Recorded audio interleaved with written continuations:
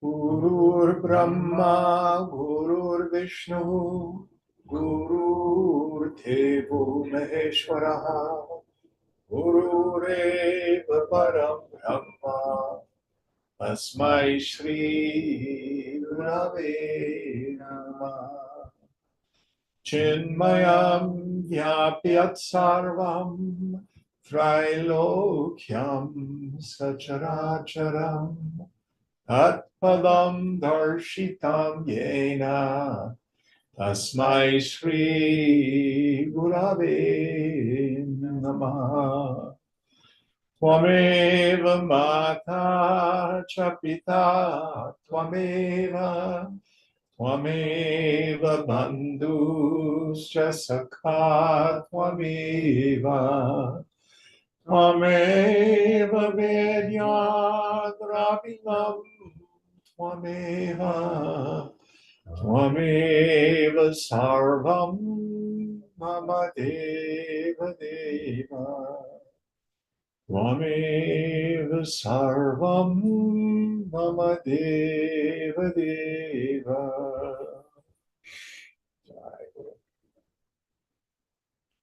Om Sahana Bhavatu Sahana Bhunaktu Sahaviryam Karavavahai Tejasvinavadhitamastu ma vidvishavahai.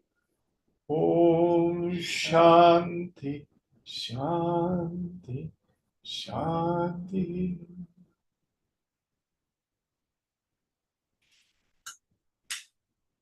So last week we had Vidyaranya use this marvelous image of it's daytime and there's a whitewashed wall in front. There's a bunch of people standing there with mirrors. And what they do is they catch the light of the sun and they shine it on the wall, and you can see, say, half a dozen brighter spots.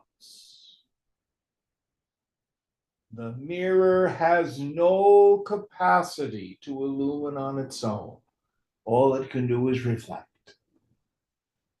And he compares the mirror to the Chidabhasa, that function in the consciousness, the individual mind that reflects the light of pure awareness, so that it seems like I, the individual, see, hear, taste, touch, smell, emote, think, remember, and am also aware of the ego sense. So there's two layers of prakash, of light. Again, this points, it does not define. I would modify what Vidyaranya says in that this Chidabhasa, it's not a thing. It's not like your nose. Your nose is a thing. This reflection of consciousness caught in the web of thought is a moving, dynamic event. Its existence is based on the flow of thought. Thin the mind and it thins out. Stop the mind and it disappears. All right, what verse are we on tonight? We're on verse 12. Pardon me? Verse 12. Verse 12. Puneet's getting some water.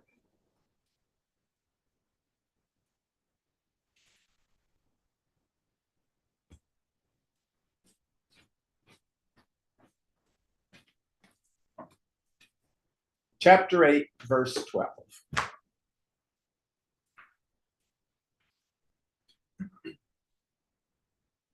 इति वार्तिककारेण चित्सादृश्यं विविक्षतं ब्रह्मचित्फलयो भेद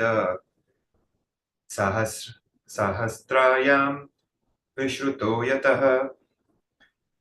Here by samvit or consciousness, what Sureshwaracharya means, the resultant reflected consciousness for the great Shankaracharya himself, Sureshwara's guru, in his Updesha Sahasri, has made the distinction between Brahman, Chaitanya, and the resultant Chaitanya amply clear. Yes. So again, this word Chaitanya is used sometimes to refer to the infinite. Nisargadatta Maharaj uses the word Chaitanya to refer to this Chidabhasa, these states of consciousness in the mind, the chitta stuff. So what Vidyaranya is saying here is we need to see that there's a distinction between the ground of being, the self. This is why those of us who've been studying Vivekachudamani, where Shankara has had verse upon verse extolling the value of Nirvikalpa Samadhi, even Savikalpa Samadhi, because when we thin the mind and at least get the abeyance of vasana for a while, ideally the total destruction of them, then this reflected consciousness, this, I like to use the term Jiva Bhavana, thins and ceases to function. And here he's quoting Samvid, saying that he again makes this distinction. The self is not the individual knower of the world of name and form. Although, listen carefully, when that ego sense is blown apart, one does have the direct experience of the phenomenal world without the intermediary.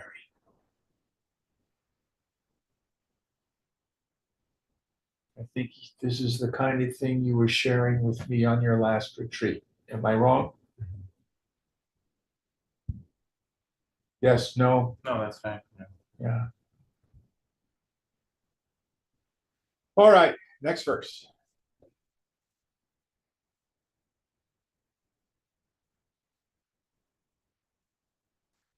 Abhasa uditasmadja yatatvam janayet ghate tatpunarbhrahmanabhasya yatatva vadevahi. Therefore, the reflection of consciousness produced on the pot is the cause of its cognition, and the knownness or knowledge of this cognition, exactly as its ignorance, is the work of the Brahman Chaitanya. Yes. So, because of consciousness striking the subtle intellect, I am able to perceive the pot. I have the thought, oh, that's a pot. What is it that illumines that thought? Or better yet, oh, I see a pot. That's a better way to frame it. Who is it who knows that cognition? That is Brahman. And when the mind thickens, I know it. Thins, I illumine that. Now, for those who've got some direct experience, this chapter can be very useful. For those of us it may seem, oh, this is so technical. I mean, it's only scrambling my brain. Keep it simple. Stay with the practice that Ramana Maharshi gives us. Koham, who am I? What is my original nature, my essential nature?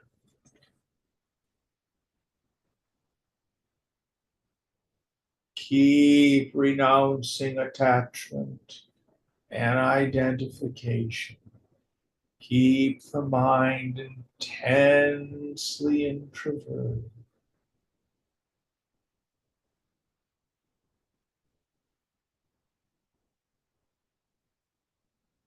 Drown the mind in the sound.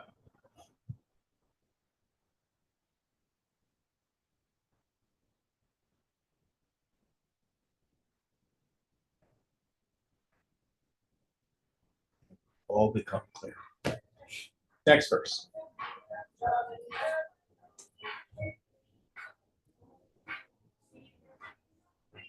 विद्याभाससु कुम्भना समूहो भास्यते चिदा कुम्भमात्रफलात् वात्स एक आभासत स्फुरेत्. The vritti of intellect, the reflection of chit on the pot, and the object pot, all three are made known by Brahman Chaitanya, whereas the object pot's existence at a particular place is known by the reflection of chit on the pot, inasmuch as it is the resultant consciousness. Yes. So, for example, there's a bowl on the table. Nilan, can you see the bowl? Yes. So Brahman functioning through your Chidabhasa is able to perceive the bowl. Can you see the bowl? I can. I see the bowl as well. So its existence is not dependent on your perception, or my perception.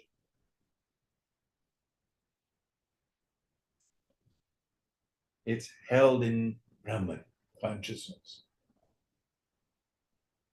But my perception of it is the function of Brahman illuminating the equipment. Now, rather than his image of the mirror, I'm fond of the metaphor of the prism. So sunlight hits the triangular shaped prism, you put a piece of white paper underneath, and you get the rainbow, the spectrum. Mm-hmm. It is the sunlight itself that shows up as the rainbow. But the prism has the quality to refract the sunlight into the various colors. So also consciousness, when it strikes the subtle intellect, which itself is a movable temporary thing, even though it has great powers, then refracts into the individual knower, the knowing, and the perception of the known. That whole process is created by Chidabhasa.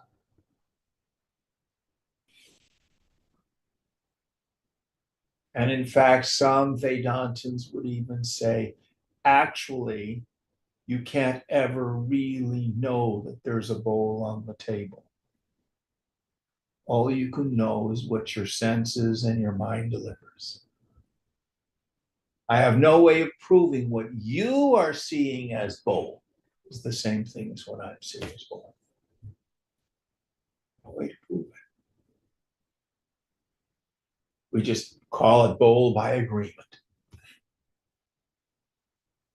It works to function through the world.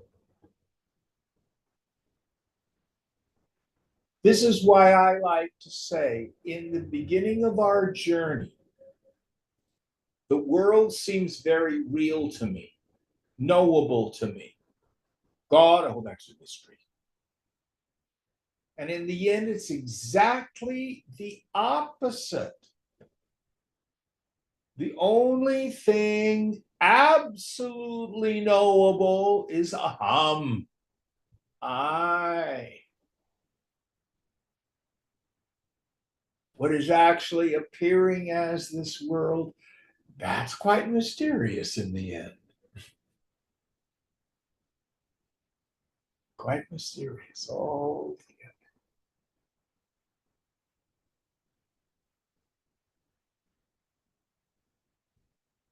next verse.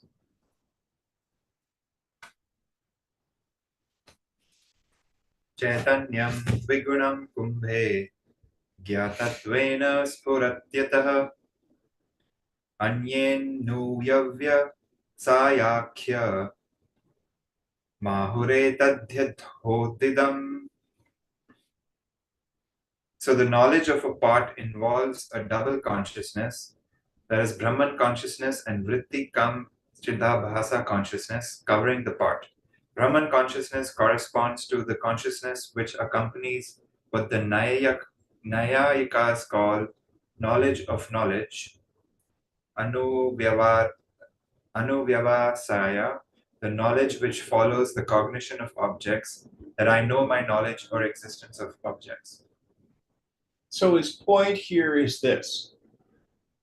If you look at the bowl and you see the bowl, you have the thought, I see the bowl. So Brahman first illumines the body, mind, intellect, the perceiver, feeler, thinker, entity, as Swamiji used to call it. Then that perceiver, feeler, thinker, entity has the secondary process. Oh, I see a bowl over there. That's a nice bowl. It looks like it was made in India. I think it's made out of brass. Be nice if the enamel were a little more colorful. It's like a bowl I saw such and such. It's all stuff the mind is doing.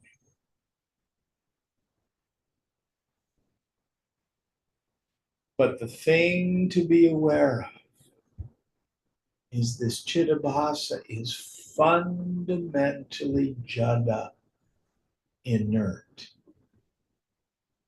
Just like the mirror, in and of itself, is not a flashlight.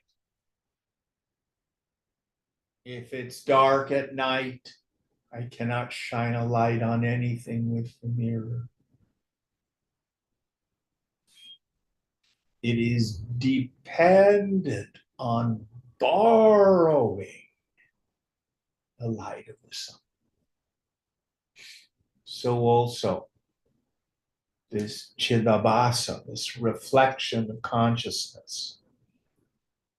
So the subtle intellect is like bimba. What's a bimba? Reflection. No, that's pratibimba. Bimba's a mirror. So first there's the mirror, subtle intellect. Then there's the pratibimba, the reflection caught in it, which gives me the sense I, Jim, am the knower of the phenomenal world. That's the point I think he's getting at. All right, next one.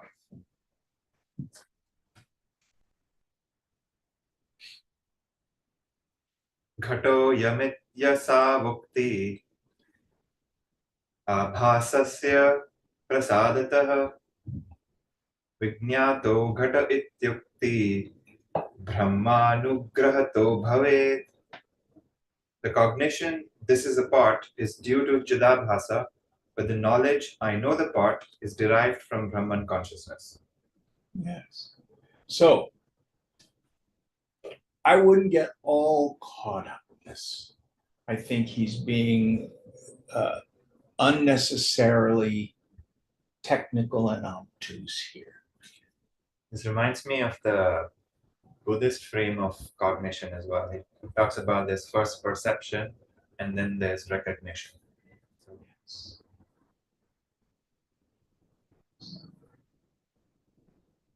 And he's probably borrowing from the Buddhists. But keep it simple. Don't try to figure out what Vidyaranya is saying. Go to your direct experience. If what Vidyaranya is saying is obscure, don't try to oscillate the mind. Continue to empty out. That's how you come to the understanding. Do the Buddhists say the same thing?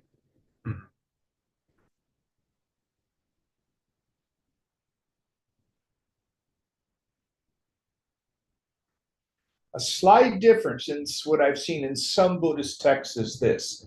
Some Buddhists imply that when you're completely empty, you will see the world as it is without the superimposition of stuff. Have I understood that correctly? Yes, no? I haven't come across that. What Vedanta would say is if you completely remove the mind, you cannot see a world. The fact that you can see name and form indicates there are some vrittis going on.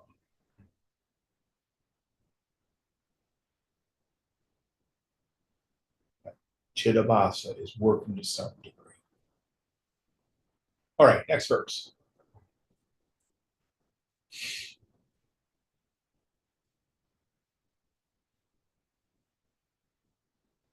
Abhasa brahmani dehat bahirya vivechite tadvadha basa kutasthau vivichetam vapusyapi. Just as in objects outside the body, Chidabhasa has thus been differentiated from Brahman. So within the body too, Chidabhasa is to be differentiated from the immutable Kutastha. Yes, so it's not only Chidabhasa, which illumines the various names and forms externally, but it's Chidabhasa that knows my feelings, my thoughts, my memories, my worries. That internal world of thought and feeling is also a secondary illumination. Next one. Coming back to your point, Jim, about whether the Buddhists talk about the perception, what at least my understanding is that there is an end to the reactive part of the mind where you kind of say, I like this or I don't like this, but the perception and the cognition continues. And Vedanta would say that we would call perhaps Savikalpa or maybe Sahaja, but Vedanta would say in Nirvikalpa, the perception and cognition is gone too. Right? As it is in deep sleep.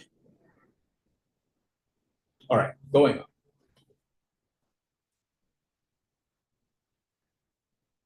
Aham vrittau chidabhasa kamakrodhadikeshu cha samvyapya vartate tapte lohe vahniryatha tatha. As fire pervades a red-hot piece of iron, so Chidabhasa pervades eye consciousness as well as lust, anger, and other emotions. So here he's using that image that if you take a piece of metal and you put it in a forge, the metal borrows the dharma of the fire.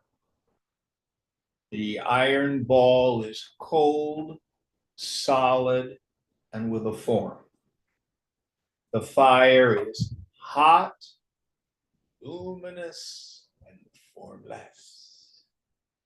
You put the iron ball in the forge and it becomes a red hot glowing piece of metal. You keep it in there long enough and it starts to lose its form. It melts.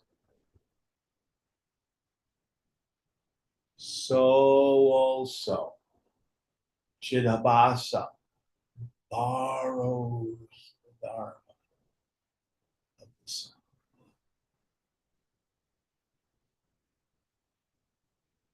It appears to be, I am conscious of this, conscious of that. I, Jim, know this.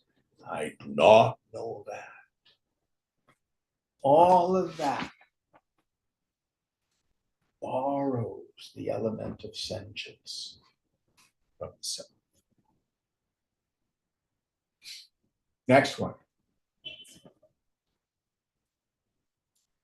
Swamatram bhasye tat tap Swamatram bhasaye tatvam loham nanyat kadachana evamabhasa sa hita vrittaya swasvabhasikaha. Even as a red-hot piece of iron manifests itself only and not other objects, similarly the modifications of the intellect, vrittis, aided by Chidabhasa, manifest themselves only, that is, the things which they cover and not others. Yes. So, whatever you were thinking and feeling today is different than what I was thinking and feeling today. Just as when the iron ball is in the forge, the sword over there doesn't get hot. So also, though Brahman is everywhere, when it illumines the individual equipment, we get the appearance of I am the individual knower of this, that, and the other thing. Next one. Is he saying that the thoughts that you are having, I'm not privy to because my intellect does not pervade your Yes. Although that too is not totally true, because the quieter you become, the more you feel the thoughts and feelings of others as if they were your own. That apparent barrier between my mind and your mind starts to disappear. Doesn't mean the jnani knows everything all the time and is a total mind reader. Some are not. But even a great saint like Anandamayi Ma is not going to necessarily specifically know what's going on the other side of the world.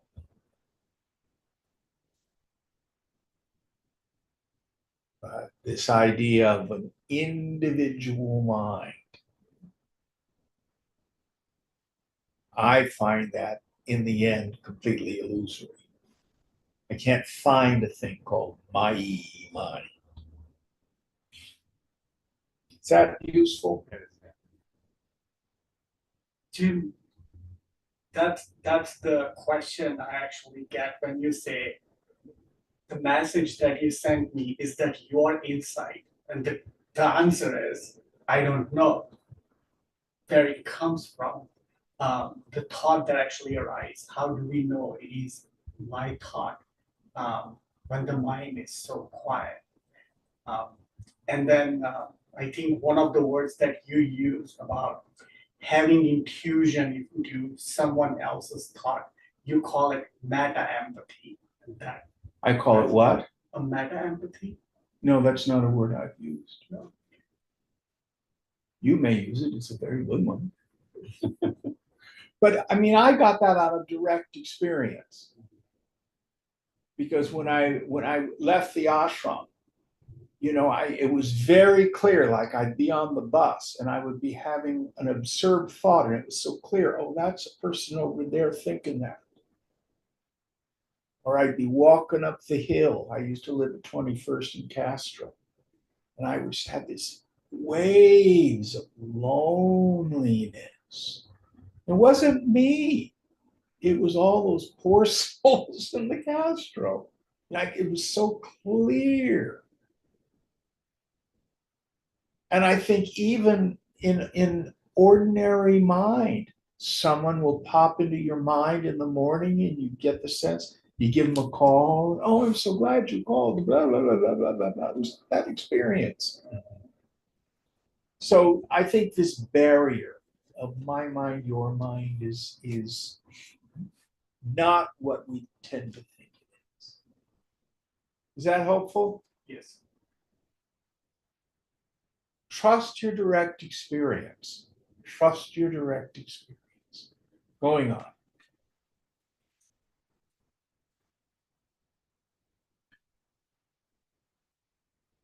प्रमाद्विच्छित्य विच्छित्य जायन्ते वृत्तयोऽखिलाः सर्वा अपि विलीयन्ते सुप्तिमूर्च्छासमाधिषु.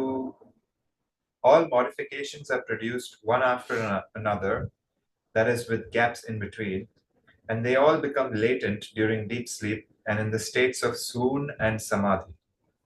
Yes. So here he's saying, in between these perceptions, these feelings, these thoughts, there are gaps. And these gaps are beautifully analyzed in Tripura Rahasyam. Remember, those of us who studied it, the section on fleeting samadhis. And here the Tatra is saying people experience samadhi all the time. Anytime the mind is free from what he calls vimarsha, deliberation, that's technically samadhi. But if you're not attentive, you don't notice it, and therefore it has no value in freeing us. But here he talks about when the perceptions are in abeyance, in swoon, meaning I've fainted or I've taken general anesthetic, deep sleep, or samadhi. So Brahman remains. In samadhi, you're fully conscious. In swoon and deep sleep, all those impressions go to a seed form, and there's still the avarana shakti, there's still the veiling power. This is why deep sleep does not serve to free us. Next verse.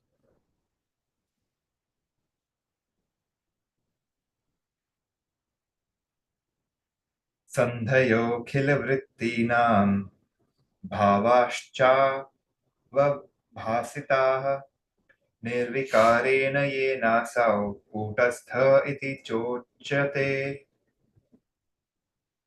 That consciousness which witnesses the interval between the disappearance and the rise of successive vrittis and the period when they do not exist, and which is itself unmodifiable and immutable, is called kutastha. Yes, there he says it. That's the point. That's the point. So, pure awareness shines. The chitta, mind stuff, modifies as sense perception, feeling, thought, memory, image. And again, going back to the 4th chapter of Gaudapada's Karika and Mandukya, it's like the circle in the sparkler. When thoughting happens, the circle shows up, except this circle is Chidabhasa, that which creates my individual world. Stop the sparkler and the circle disappears. Any time there's a cessation in the flow of thought without the veiling power of ignorance, which shines as prakasha, the light of pure awareness.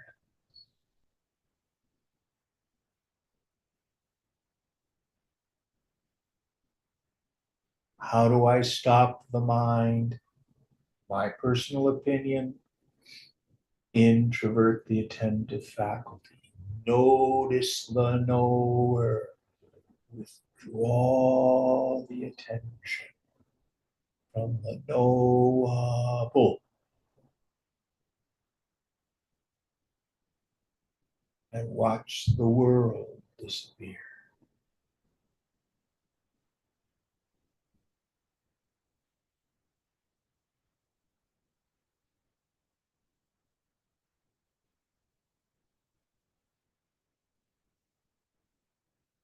Then when the mind returns from that quiescence, it's conditioned.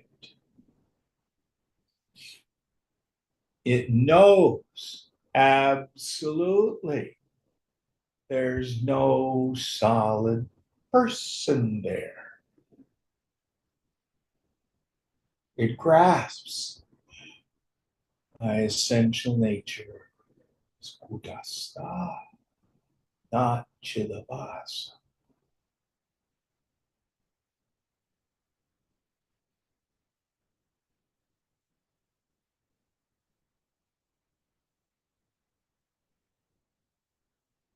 And again, in the prior chapter, he talked about indirect knowledge, Brahman is, Atman is, direct knowledge. Oh, I am Brahman. That's this deep insight. Chidabhasa is the one who has it, but it transforms that ego sense. Then you are a liberated personality. You are Jivan Mukta. You are Sthita Prajna Purusha.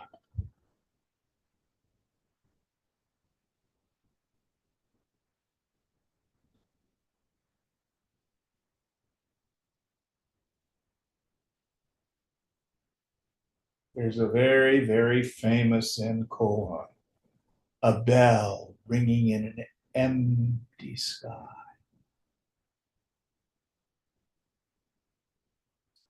Empty out. So listen to the traffic for a moment.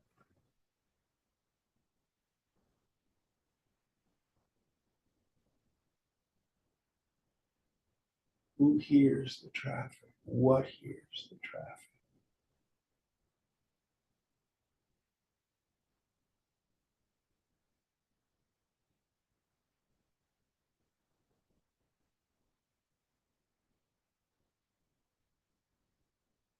It's just being heard.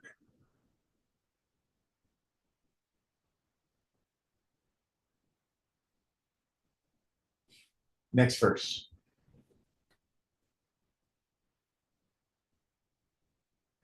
घटे द्विगुणचैतन्यं यथा बाह्ये तथान्तरे वृत्तिष्वपि ततस्तत्र वैषध्यं सन्धितोऽधिकम्. As in the cognition of an external part, there is the play of two forms of consciousness, the reflection of consciousness which reveals the part, and secondly, the eternal consciousness which reveals that the part is known. So he's summarizing what he said earlier, this double layer. I don't think we need to go into it. We've talked about it enough. Next one. ज्ञातताज्ञातते नस्तो घटवद्वत्तिषु क्वचित् स्वस्य स्वेनागृहीतत्वात् tabhishchagnyana. Unlike a pot, the intellect is neither an object of cognition nor of non-cognition. For it cannot grasp itself, no object can do so, so it cannot be cognized, since again it removes ignorance settled on objects, it cannot be said to be non-cognized. For if you know what is produced, you know what produced it as well. So here he's saying we're not going to see this little gray ball going by and say that's the intellect. You don't know it that way. I'm going to push back a little bit on him, whether it be intellect, mind, sense perception. It's immaterial which layer that belongs to. The point is, if it is knowable, that's not it. When consciousness strikes the subtle intellect and illumines thoughts, we call it intellect. When consciousness strikes the subtle intellect and that reflection of I, Jim, appears, we call it Ch.8.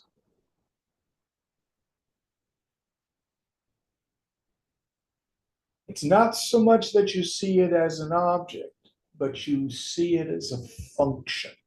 Maybe that's a better way to talk about it.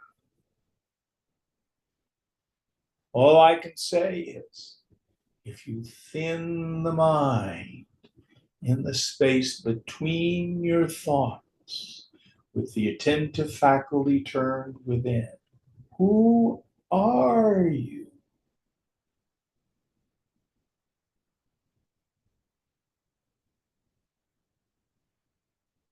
Can't find a person.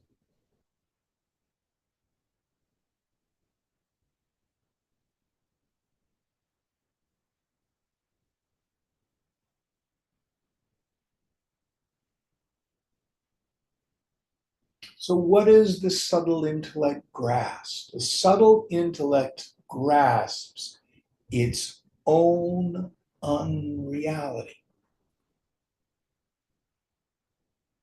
This Chidabhasa comes to the conclusion no personal sense of self is real.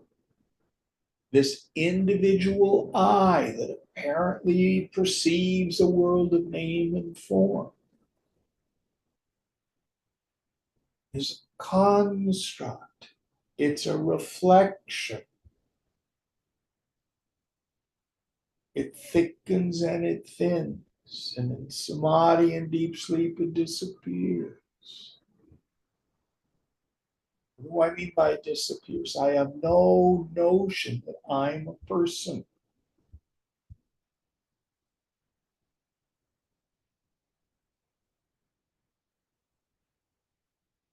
But I, Chid Akasha, Utasta, still there.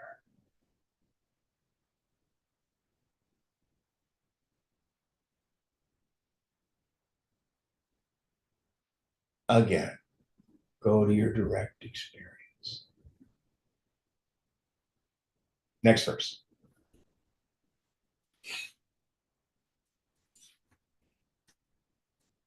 Dviguni krita chaitanye janmanashanubhutitah akutastham tadanyaktu kutastham avikaratah. Since Chidabhasa is a double consciousness, we see it manifested and unmanifested, therefore it cannot be called immutable kutastha, whereas the other is kutastha, for it undergoes no such change. So, is the transmigrating soul real? Jim was a turtle in my prior life. I think I'm going to come back as the Queen of England. That's this Chidabhasa. That's this subtle body, the Antakarana, the Sukshma Sharira, which is fundamentally inert. Vedanta thunders. Direct knowledge. Ajati. The self is never born. The self never undergoes a modification. The self goes nowhere. It doesn't go to Punya Loka or Papa Loka, doesn't go to Swarga, it goes nowhere.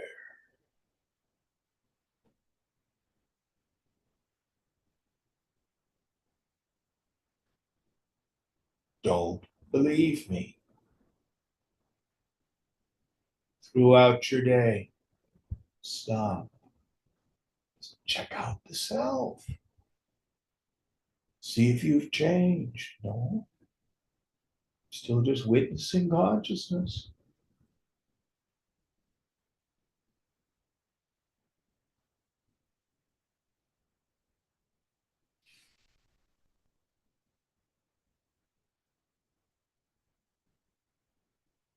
Next verse. Antakaranat vritti साक्षित्यादावनेकदा कूटस्थ एव सर्वत्र पूर्वाचार्यै निश्चितः. The earlier teachers have made it clear that Kutastha is the witness in passages like, it is the witness of the intellect Antakarana and its operations with vrittis. So here he's footnoting it with a quotation of scripture. But yes, the self illumines the activities, the thoughts, the feelings of the inner equipment, as well as the physical body.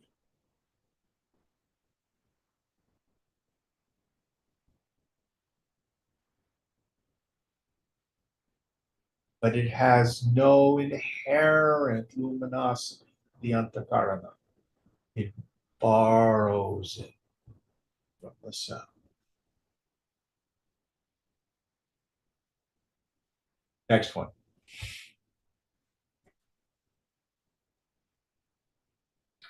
Atma bhasa shraya chaitvam mukha bhasa shraya yatha gamyante shastrayuktibhyam ityabhasascha varnitah. They have also declared that Kutastha, Chitabhasa, and the mind are related in the same way as the face, its reflection, and the mirror. This relationship is proved through scriptures and reasoning. Thus, Chitabhasa also has been described. Yes. So the idea is the face in the mirror is not real. It is the mirror itself appearing as the face. But you are the being who's looking in the mirror. Does the mirror have the capacity to create an image without an image in front of it? No. And this whole construct is beautifully amplified by Ibn Arabi. Now, he's a contemporary of St. Francis, late 1100s, early 1200s, Spanish Sufi. And he compares the subtle intellect to a mirror. Now, in the late 12th century, early 13th century, I imagine also for Vidyaranya, a mirror was not silvered glass. A mirror was polished metal. So when our minds are filled with attachment, aversion, egoism, pride, low self-esteem, fear, That's like rust on the surface of the mirror.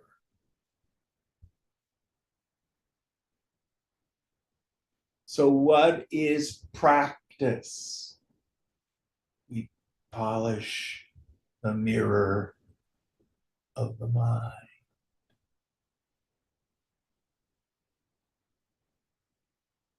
And when it is perfectly clear,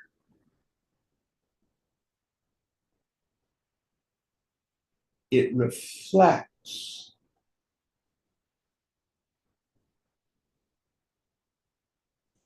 vast immensity of the.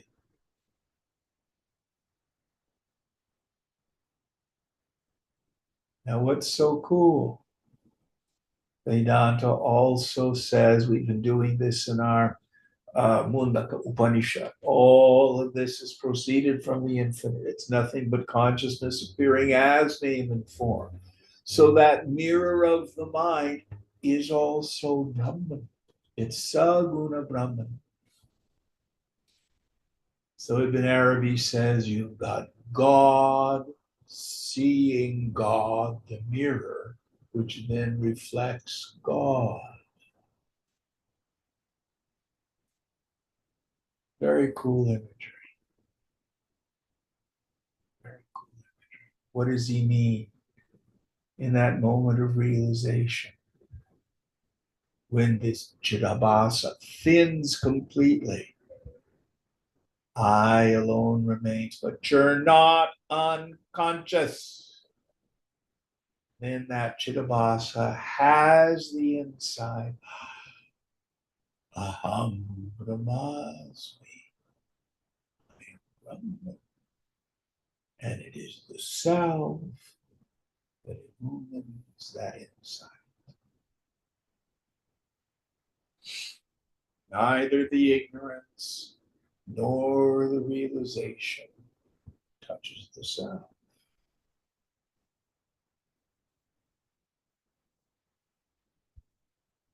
Beautiful, beautiful imagery. All right, next one.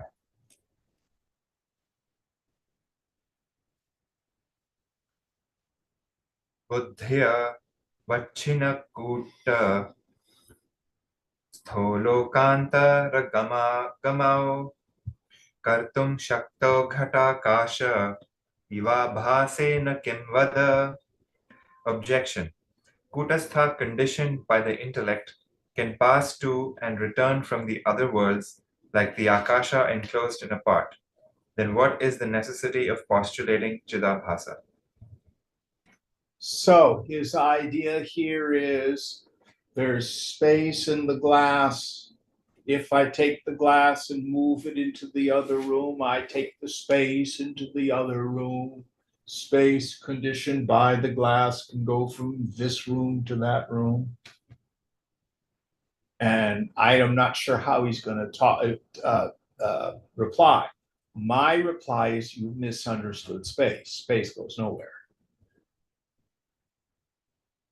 How many times in class I call it my magic trick?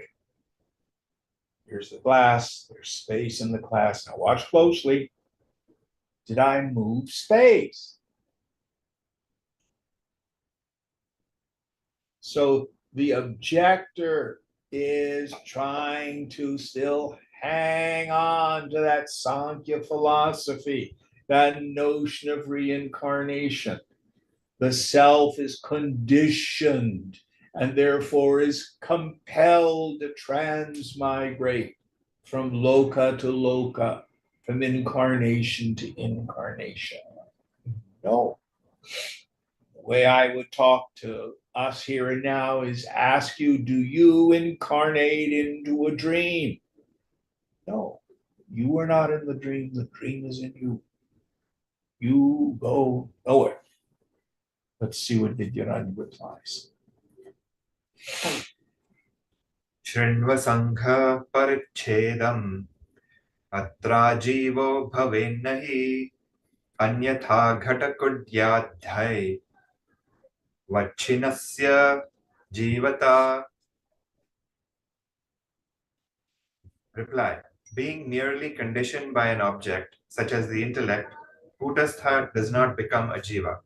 Otherwise, even a wall or a pot which is also pervaded by Kutastha would become a jiva. Yes. So, meaning the body, mind, intellect, and the Chidabhasa are inert. They have no bhava. So, the pot is contained in Brahman. Is it a live pot? Does it become a pot? Or, a living pot? Can it move around? But the basic thing is, if we think of Chid Akasha, the space of awareness, it goes nowhere. The dream of this world passes in front of me. In a succession of now, and now, now. Past is a thought, it's a memory. The future is a thought. I wonder what I'm going to do tomorrow. It does not exist. What exists, what has sat, I exist. Aham. And I illumine this play of Maya that goes by. This particular body, mind, intellect is just part of that.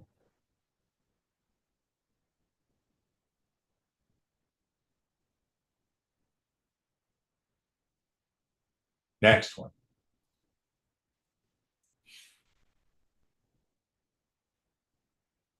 न कुड्य सदृशी बुद्धिः स्वच्छत्वादिति चेत्तथा अस्तु नाम परिच्छेदे किं स्वाच्छ्येन भवेत्तव. Objection. The intellect is different from the wall, for it is transparent. Reply. It may be so, but why do you bother about the opaqueness or transparency of the conditioner?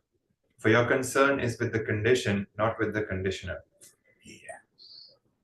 So if I have a clear glass, it's got space in it, or this glass is red, it's opaque, does it change the fundamental notion? Does the glass condition the space? So whether it be wall or your intellect, and there's lots of ramifications. The most miserable of creatures, the self of them, is still always free. And for the woman or man of knowledge, the self of them has not become free. It's just that stupid mind woke up, realized the most ordinary, present fact of human existence. When are you ever not you?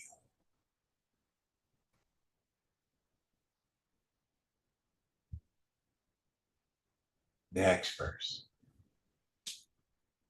तस्थेन दारुजन्येन कास्यजन्येन वा नहि विक्रेतुस्तण्डुलादीनां परिमाणं विशिष्यते.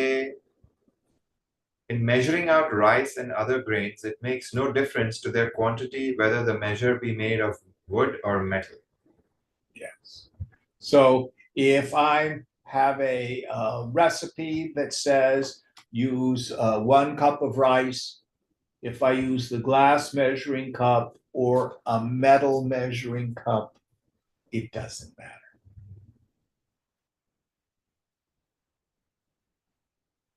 Likewise, if it's a metal container, space is space. If it's a glass container, space is space. Next one.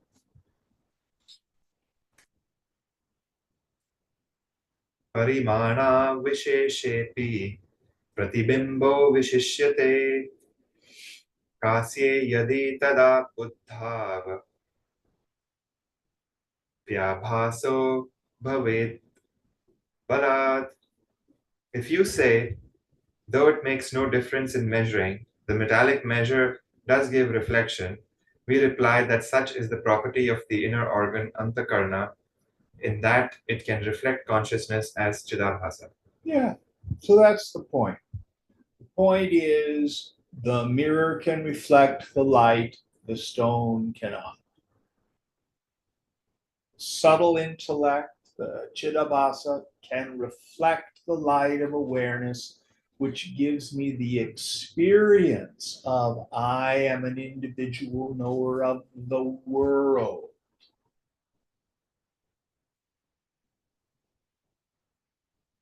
That's all it is. But again, this individual knower of the world and the perception of the world, the Buddhists say that they are dependent arising. And that individual knower is dependent on the flow of thought. Stop the mind, or at least thin the mind. And that individual starts to become thinner. The world becomes thinner.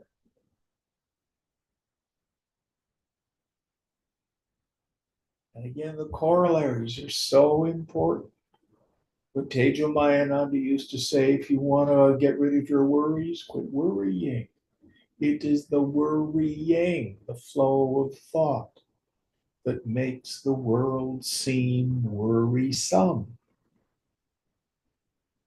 It's that simple.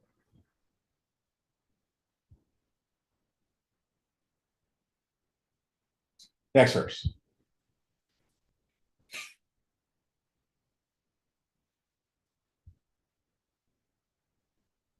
Ishad Bhasa Nama Bhasa Pratibimbas Tathavidaha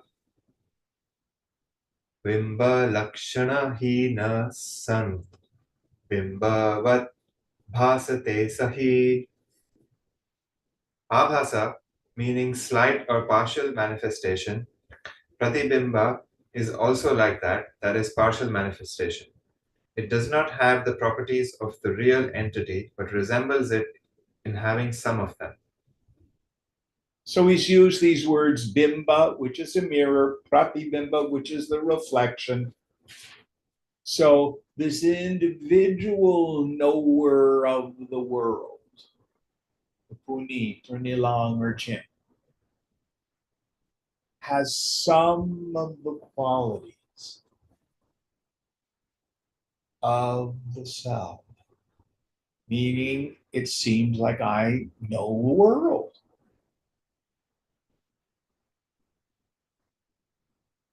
And the world I know is different than the world you know. No one doubts that or denies that.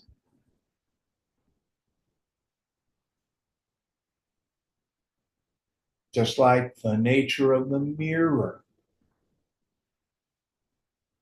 reflects different things. I love that you hear me say this in the beginner class all the time. You go to a fancy restaurant, you go into the bathroom, and it's a tinted mirror with indirect lighting around it. Oh, I'm looking pretty good tonight. Reflection is good.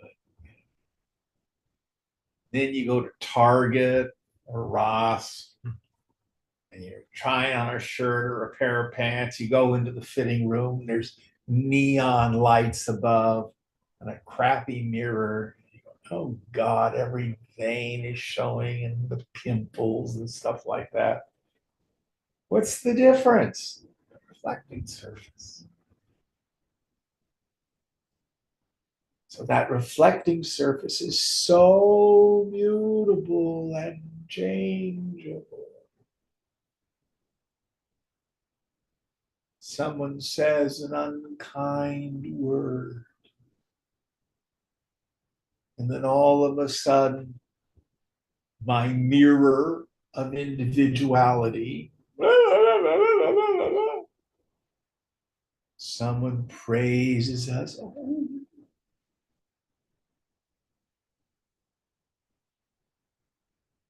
Both all notions of the personal sense of self, the individual, are just ideas. Nitya. One more.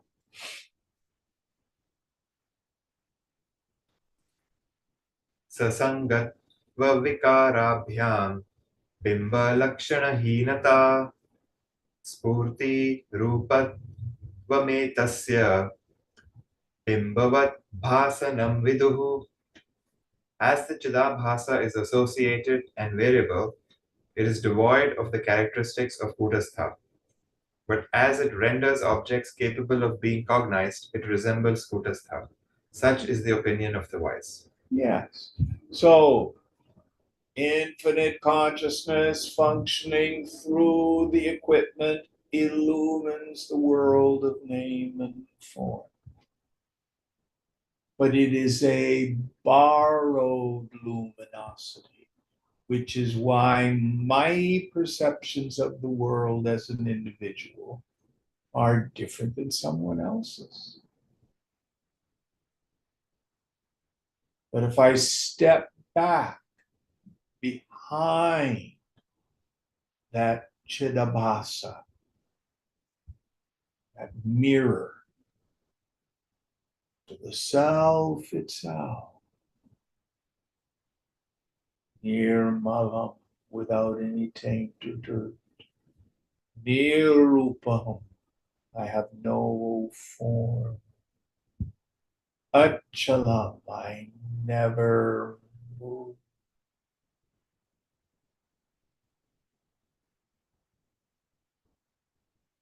Amritam, deathless.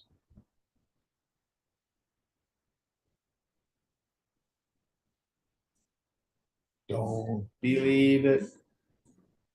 Consider it.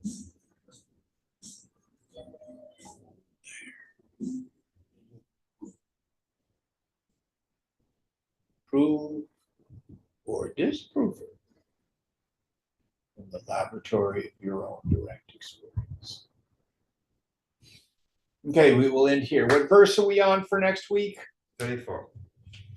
Om Purnamada Purnamidam Purnat Purnamudachyate Purnasya Purnamadaya Purnameva Vashishyate.